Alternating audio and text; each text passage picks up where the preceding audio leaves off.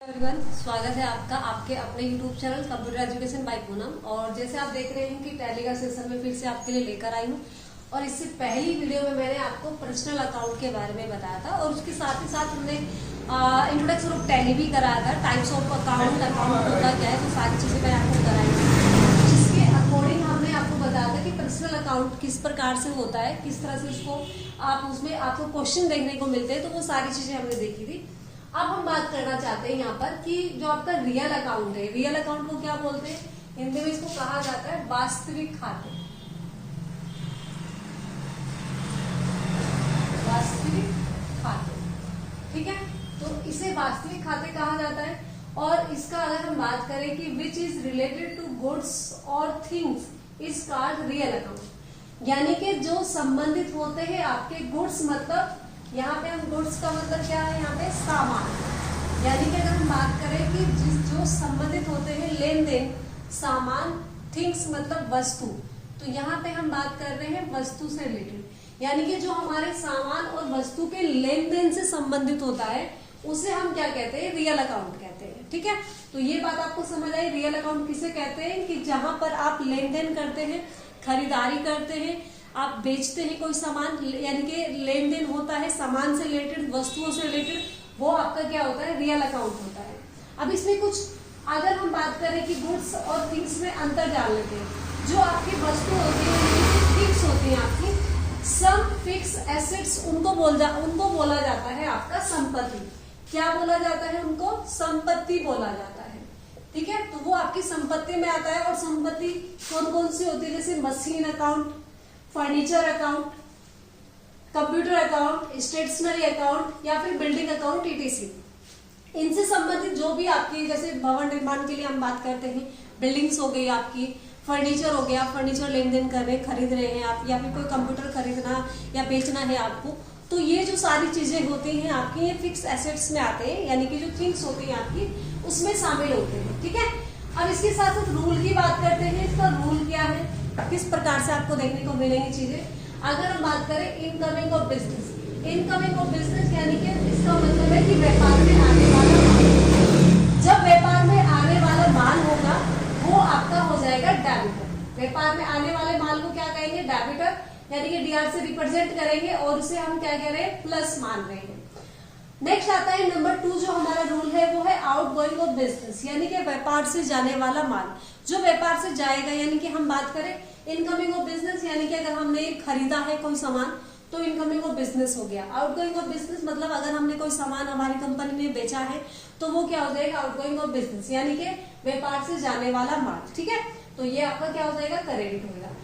ये तो थी आपकी बात। अगर हम बात करें फिक्स एसेट से रिलेटेड मैंने बात की थी, यहाँ मैंने रूल की बात की, और यहाँ हम बात करते हैं जो आपके गुड्स है, यानी कि सामान से रिलेटेड बात करते हैं। तो सामान से संबंधित अगर हम बात करें कि जो एंट्री होगी आपको किस प्रकार से आपको दिखाना है। अगर गुड्स के बारे में बात आती है तो परचेस अकाउंट्स, यानी कि खरीदारी करना, ये आपको पता भी होगा, खरीदना, ठीक है। और सेल्स अकाउंट यानी कि हम बात करते हैं बेचना, तो मैं लिख देते हैं यहाँ पे बेचना, ठीक है। तो यहाँ पे परचेस यानी कि इनकमिंग हो रहा है। इनकमिंग मतलब जो सामान आपने खरीदा है वो आपको, आपकी कंपनी को प्राप्त हो रहा है। और यहाँ पर अगर हम बात करें कि सेल्स अकाउंट की अगर हम बात करें तो आउटगोइंग हो रहा है, यानी कि आपकी कंपनी ने किसी कंपनी को सामान बेचा है। तो इस प्रकार से हमें यहाँ पे रूल्स और ये आपको देखने को मिलता है कंप्लीट की इस प्रकार से रियल अकाउंट का यूज होता है। क्वेश्चन किस प्रकार से होते हैं वो अब हम जानेंगे, देखेंगे क्वेश्चन को। यहाँ पर जो मैंने बताया था आपको कि रियल अकाउंट से रिलेटेड हम कुछ क्वेश्चन लेकर आए हैं। तो क्वेश्चन क्या है कि एंट्री एग्जाम्पल है ओनली, तो उसके अकॉर्डिंग हम देख लेते हैं। सबसे पहले क्वेश्चन है कि building purchase from mister Sehgal for 15 lakh rupees, यानी कि अगर हम बात करें कि एक बिल्डिंग है जो परचेज करनी है, किससे करनी है, मिस्टर सहगल से करनी हो, जिसकी कीमत कितनी है, 15 लाख रुपए। तो 15 लाख रुपए की एक बिल्डिंग परचेज करनी है। और यहाँ पर आपको देखें कि ये एंट्री किस प्रकार से आपको दिखानी है, यहाँ पर तो किस तरह से एंट्री होगी आपकी। तो यहाँ पर अगर हम बात करें कि जो आपकी बिल्डिंग हो जाएगी, बिल्डिंग क्या हो जाएगी, डीआर, यानी कि वो क्या हो जाएगी, डेबिटर हो जाएगी, क्योंकि बिल्डिंग खरीदी जा रही है। तो बिल्डिंग डेबिटर हो जाएगी, यानी जो वस्तु खरीदी जा रही होती है वो हो जाएगी आपकी डेबिटर। और जिससे खरीदी जा रही है वो यहाँ पे क्या हो जाएगा, क्रेडिटर हो जाएगा। तो हम यहाँ पर एंट्री कर रहे हैं, डेबिटर हो जाएगी बिल्डिंग अकाउंट और क्रेडिटर हो जाएगा आपका मिस्टर सहगल जी। मिस्टर सहगल जी हमने वो जो बिल्डिंग है वो हमने परचेज की, ठीक है। नेक्स्ट क्वेश्चन अगर हम बात करें, ये ध्यान रखना है कि फिक्स एसेट्स से रिलेटेड क्वेश्चन है यहाँ पे, कि अगर हम बात करें कि computer sold to Kuldeep worth 50,000 rupees, यानी कि अगर हम बात करें कि एक कंप्यूटर है जो कि बेचा जा रहा है, और किसको बेचा जा रहा है, मिस्टर कुलदीप को बेचा जा रहा है। तो हमने क्या किया है, यानी कि हमारी कंपनी एक कंप्यूटर बेच रही है, किसको बेच रही है, कुलदीप को बेच रही है। तो यहाँ पे बेची क्या जा रही है, क्या बेची जा रही है, कंप्यूटर बेचा जा रहा है। तो कंप्यूटर क्या हो जाएगा, क्रेडिट हो जाएगा। तो कंप्यूटर अकाउंट क्रेडिट हो जाएगा, यानी कि जो वस्तु बेची जाती है वो क्रेडिट हो जाती है, और जो वस्तु खरीदी जाती है वो डेबिट हो जाती है। तो यहाँ वस्तु खरीदी जा रही है तो इसलिए वस्तु डेबिटर हो गई, और यहाँ वस्तु बेची जा रही है तो इसलिए वो क्रेडिट हो गई। और जिसने खरीदी है, किसने खरीदी है, यानी कि यहाँ पे जो कंप्यूटर खरीदा है वो कुलदीप ने खरीदा है, तो कुलदीप यहाँ पे डेबिटर हो जाएगा, ठीक है। नेक्स्ट अगर हम बात करें कि जो गुड्स से रिलेटेड सामान है, यानी कि जो सामान है, ये वस्तु से रिलेटेड था, अब हम सामान से रिलेटेड बात करते हैं। मान लीजिए आप दुकानदार के पास गए, आपने कुछ सामान खरीदा और लगभग टोटल आपका सामान कितने का हुआ है भाई, 9,000 रुपये का टोटल सामान हुआ। कितने का हुआ है, 9,000 रुपये का टोटल सामान हुआ। तो ये आपने क्या किया, परचेज किया, इतनी आपने 9,000 रुपये की आपने परचेसिंग की है, आपने वो सामान खरीदा है। तो ये सामान खरीदने के बाद आपकी यहाँ पे एंट्री किस प्रकार से होगी वो मैं आपको दिखाने वाली हूँ। तो यहाँ पर अगर हम बात करें कि जो DR हो जाएगा वो क्या होगा, यहाँ पे आपने क्या किया है, परचेज किया है। तो यहाँ पे परचेज किया गया है तो क्या हो जाएगा, यहाँ पे मैंने अभी बताया था आपको कि हम क्या लिखेंगे यहाँ पे, परचेज अकाउंट। ये क्या हो जाएगा यहाँ पे, परचेज अकाउंट कितने का हुआ है, 9,000 रुपीज का हुआ है। और अगर हम बात करें क्रेडिट क्या, तो यहाँ पे क्रेडिट क्या हो जाएगा भाई, जिस बंदे से खरीदा गया है, किस बंदे से खरीदा है, मल्होत्रा से खरीदा है। तो हमें यहाँ से क्या ले लेंगे, हम मल्होत्रा ट्रेडर्स, ठीक है। तो ट्रेडर्स से हमने खरीदा है कितने का, 9,000 रुपीज का। तो ये क्या हो जाएगा, डेबिटर, ये क्रेडिटर। इसके बाद नेक्स्ट क्वेश्चन हमारे सामने आता है कि goods sold to Mohan of 14,000 rupees. अगर हम बात करें कि यहाँ पे सामान बेचा गया है, ठीक है, किसको बेचा गया है, मोहन को बेचा गया है। तो मोहन को सामान बेचा गया है जो कि 14,000 रुपए का है। अब ये एंट्री किस प्रकार से कर रही है, कि अगर गुड्स सोल्ड किया जा रहा है, बेचा जा रहा है, तो यहाँ पे क्रेडिटर क्या हो जाएगा, सेल्स अकाउंट। यहाँ पे क्या किया जा रहा है, सोल्ड किया जा रहा है, बेचा जा रहा है, किसको, मोहन को बेचा जा रहा है। तो सामान मोहन को बेचा जा रहा है, इसलिए जो सोल्ड हो जाएगा यानी कि सेल्स हो जाएगा। तो यहाँ पे क्रेडिट क्या हो जाएगा, सेल्स अकाउंट हो जाएगा, ठीक है।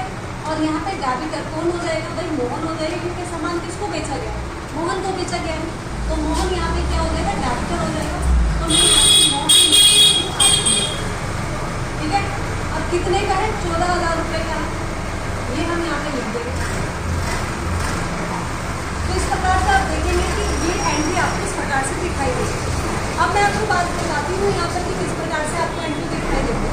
ये एंट्री आपको दिखाई दे रही है, यहाँ पे सेल परचेज हो रहा है, यहाँ पे हमने फिक्स एसेट से रिलेटेड बात करी, और यहाँ पे हमने गुड्स से रिलेटेड बात करी, डायरेक्ट हमने सेल परचेज के बारे में बात करी, यानी कि जो सामान खरीदा या बेचा जा रहा है उसके अकॉर्डिंग हमने बात करी। अब इसके बाद हम जो बात करने वाले हैं, हम बात करेंगे यहाँ पर कि रिटर्न करना किस प्रकार से होता है। यानी कि कई बार ऐसा ही होता है कि जो सामान आपने खरीदा है वो सामान सामने वाले बंदे ने क्या कर दिया है, वापस भी कर दिया। यानी कि अगर मैंने कोई सामान बेचा है या मैंने कोई सामान बेचा है, मुझको वापस हो गया, तो वो किस प्रकार से एंट्री होगी आपको। और अगर मैंने कोई सामान खरीदा था, मुझे समझ नहीं आया या क्वालिटी अच्छी नहीं लगी या पैकिंग प्रॉब्लम की वजह से मैंने वापस कर दिया है, तो वो एंट्री किस प्रकार से होगी, रिटर्न एंट्री हम देखेंगे। तो अब इसके बारे में हम बात करेंगे, रिटर्न के बारे में कि रिटर्न किस प्रकार से किया जाए। अब हम देख लेते हैं गुड्स रिटर्न्स रूल। यानी कि मैंने अभी बताया था आपको कि सेल परचेज हम किस प्रकार से करते हैं, किस प्रकार से एंट्री आपको देखने को मिलेगी। अब हम बात करते हैं यहाँ पे अगर कोई सामान वापस करना है तो उसके रूल क्या होंगे, किस प्रकार से उसे करना पड़ेगा। अब यहाँ हम बात करते हैं, सबसे पहले आपको दिखाई दे रहा है परचेज रिटर्न अकाउंट। अगर परचेज रिटर्न अकाउंट आपके सामने यहाँ पर दिखाई दे रहा है, इसका मतलब है कि खरीदा हुआ माल वापस होना या खरीदा हुआ सामान वापस करना, ठीक है।